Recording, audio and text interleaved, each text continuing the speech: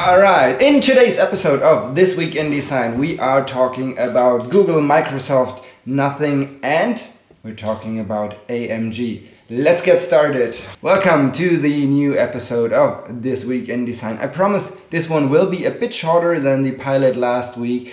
So let's start with the New York-based design studio / artist collective MSCHF. You might have heard, you might have seen MSCHF's work. They are notoriously famous for their viral big red boots. You know, these things that were all over TikTok, all over Instagram, and now they have come back with a new collab. MSCHF has partnered up with AMG, yes, AMG, the Mercedes-Benz brand, to create a furniture collection called Not for Automotive Use. So basically it's furniture design based on the design language, on parts and shapes from famous AMG cars. Last week they had the release party in their Brooklyn-based studio, and if you're really interested, there's a whole promo video with YouTuber Casey Neistat. In my opinion, the collection, the furniture, they look amazing. Partly unusable, but you can clearly see the AMG design language, and I think it's a surprisingly fresh take on furniture design, something that I personally quite enjoy. Of course, I will put the link, like all the links I'm talking about in this video in the description, so make sure to check it out there.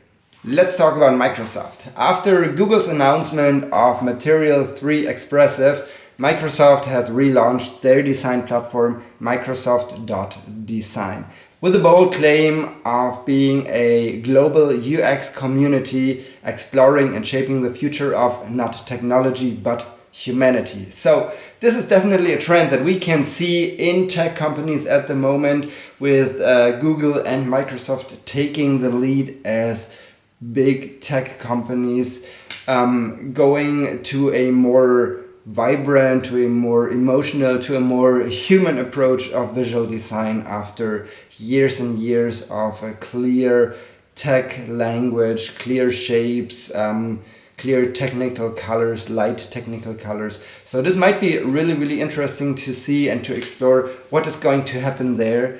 With Microsoft.Design, they have started to talk about the UX design of their start menu, and probably other articles will follow. One definitely stood out, which is Kermit. So they have been releasing a new typeface for kids called Kermit, and if you look at the shape, if you look at the font, there is definitely some resemblance of the infamous Comic Sans. So maybe we do have a successor for Comic Sans, and maybe one that is typographically a little bit more sound and a little bit more usable.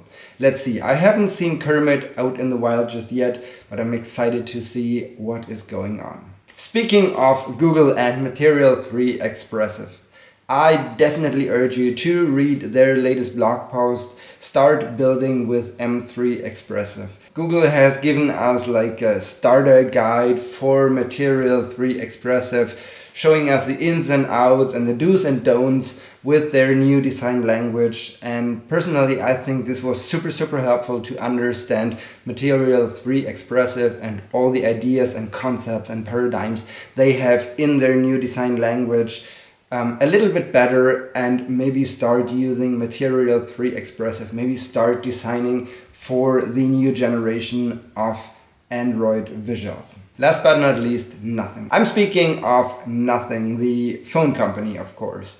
After releasing the third iteration of their Nothing phone and their earbuds, and having a successful spin-off with the CMF brand, they have announced last week that they will be working on over-ear headphones, which I think makes a lot of sense after releasing in-ear and on-ear earphones, going the next step to building a bigger over-ear earphone. Of course, in true Nothing fashion, they haven't really leaked or shown any concepts, haven't shown any designs just yet, but they have released a full interview with their design team talking about why and how they are envisioning these new earphones. If you are interested in design processes and industrial design, definitely check out this video. Let's take a quick look. They nearly all have buttons that when they're on your head and you can't see them, they feel exactly the same. AirPods Max are what, $500, $600? Something like that. Which is really expensive.